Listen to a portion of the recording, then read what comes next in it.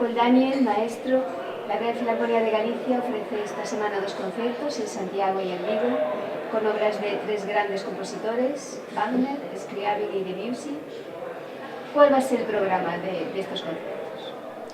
Wagner, as we all know, exploded the idea of what an orchestra could do, the idea of what music could express with a symphony orchestra.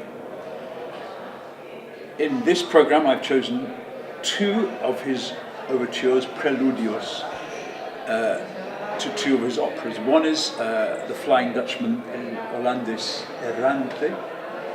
This is about the power of the ocean and about the conflict of the human being with nature and human beings with themselves. And this elemental power, which is expressed through the power of the ocean, of the sea, by Wagner. I've connected with music by Debussy, who was very, very influenced by Wagner as well. And this is La Mer from Debussy. It's, of course, in every level, on the surface, deep. Every part of this piece is a reflection of the power, again, of the sea. But it's not just about the sea, because it's a very emotional piece, and you start with how brilliant the sea can be on a very beautiful day, or how dangerous it can be on a very stormy day in the middle of a tormenta.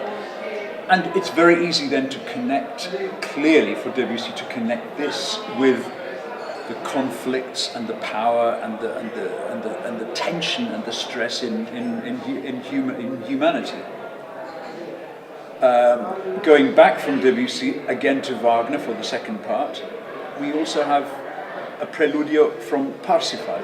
Now, Debussy was particularly excited and inspired by this part of Wagner's music, the music of Parsifal. But Parsifal comes from a completely different direction. It has nothing to do with natura, with nature. This is to do with the human spirit and the conflicts, again, the tension, the stress that is apparent in all of human life. It's expressed in Parsifal through the idea of a myth, through the idea of religion as well. But in the preludio we hear something which is incredibly noble on one level, but also very, very tormented on another level. And the connection then goes to another Russian composer, Scriabin, another composer, who's Russian, Scriabin. Scriabin was writing at the same time as Debussy, at the beginning of the 20th century, almost exactly the same year as La Mer was begun. Scriabin began his poema, Ecstasy or Ecstasy. It's nothing to do with religion, but in a way it's a kind of religion of humanity, discovering the way to conquer nature, to conquer human emotions, to conquer all of those stresses and all of those strains and all of those tensions, and turn them into something which is sublime and transcendental. Scriabin was all about discovering the transcendental, the power that controls us all.